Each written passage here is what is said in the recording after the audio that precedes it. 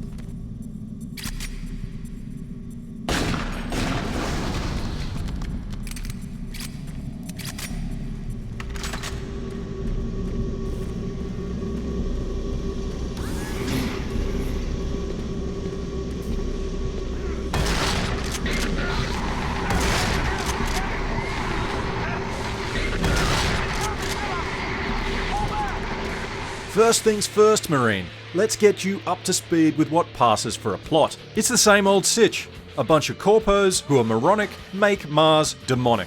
As a grunt and a full-time mime who physically can't say no to anything, you get saddled with clean up on aisle 3 duty.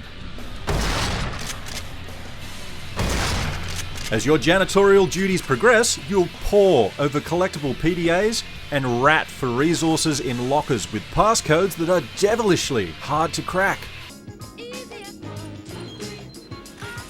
As this situation gets even more foobar, you'll be asked to sweep away even bigger and chunkier messes. Likewise, your weird disembodied janitor hands shall become filled with an increasingly larger array of broomsticks. You can rinse and repeat like this for 9 hours till end credits. Plus, like the recent remastering of Doom 3, you're getting all the expansion packs included. Roughly 4 hours of Resurrection of Evil, plus about 1.5 hours of the Lost Mission. The former expansion dials back the environmental dank a little bit and folds in 12 levels, 6 new enemies, and Old Painless. The super shoddy. The latter expansion only holds 8 levels and they're all drawn heavily from cut content from the original game. Next up, let's talk about combat, but for now, we may as well show rather than tell.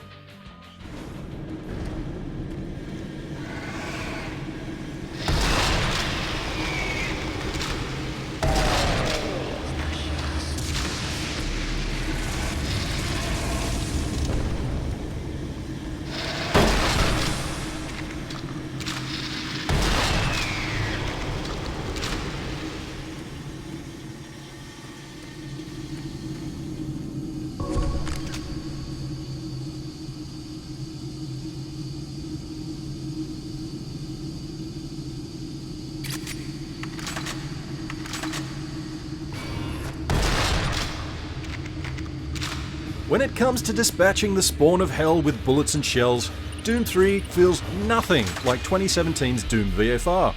And trust me, because I'd know, I beat that sucker on Ultra Nightmare. VFR felt every bit like a Doom 2016 spin-off.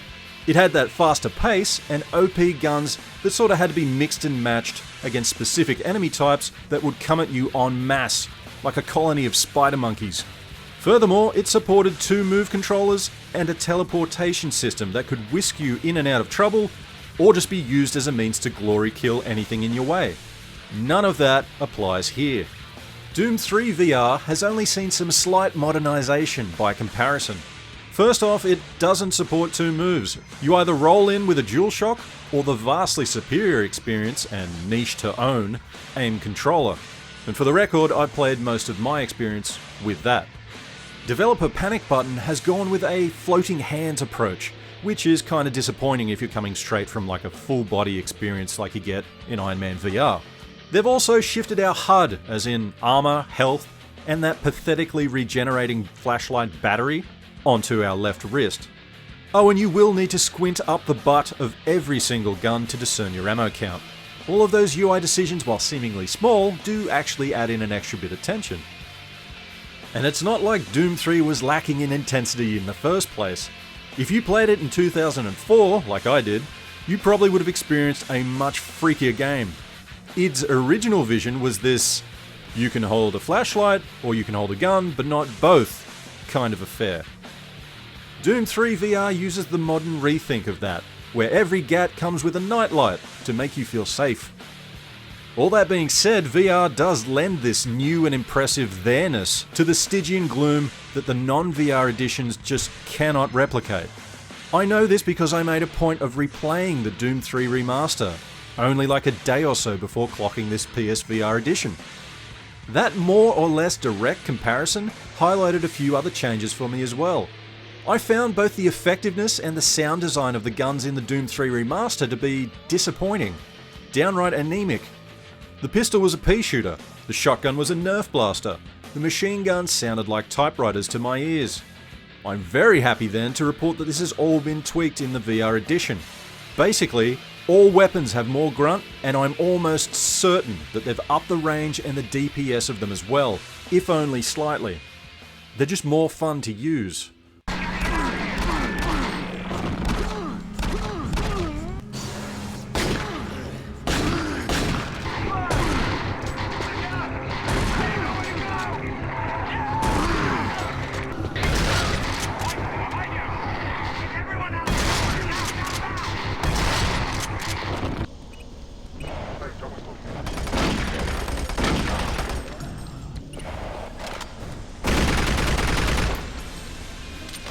Also, developer Panic Button has given you a better protection against id's favourite trick in the game, spawning horrors behind you like the absolute bastards they are. Now, when an imp teleports in to give you the spooning of a lifetime, you can just tap R3 to do a 180 and cover your back door.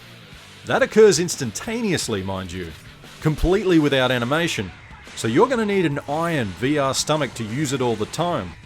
Anything less and you're probably gonna empty your guts, quicker than old mate Chandelier up here. At the end of the day, Doom 3 was a pleasure to revisit in VR, but it wasn't perfect.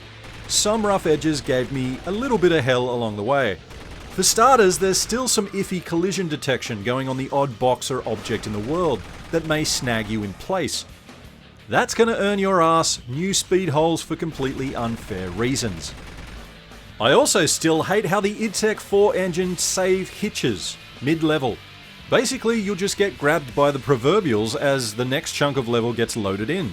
It happens in really odd sections too, like middle of a hallway as your CO's barking at you to pick up the pace, for like the 6th or 7th time. Dude, it's my first day. Shut up, Sarge. Meanwhile, on the other end of the conversation spectrum, it's a real pity that this particular Doom guy is such an empty uniform. He doesn't ooze any sort of attitude or cool or even basic humanity, not like the Doomslayer can convey through cool-ass animations. So prepare yourself there, young bloods. You're just going to be a blank slate FNG, fetch questing from one bullcrap detail to the next. You know what, my gripes with Doom 3 VR are minor and few. To be perfectly honest, I went into this not expecting much at all, was kind of blindsided by how much VR presence and a bit of gun tampering could enhance an experience that I thought I already knew, like the back of my hand. If the PSVR didn't have the resolution and frames per second limitations it does, hell, I'd probably just call this the absolute definitive version of Doom 3 on the spot. But it does, and I can't. Admittedly, what's here isn't quite the spookiest thing I've ever played on PSVR. Resi 7, you still hold the crown. But I was still put on the edge of my seat even though I'd replayed this game very, very recently. I think you're going to have quite the time if you're a Doom 3 virgin who has no idea where the Jack-in-the-Box spawns are. And hey, pro tip, they're everywhere. Best of luck with that. Do I think Doom 3 VR is worth going through hell and back all over again? I wouldn't call it a PSVR system seller, especially this late in the life cycle.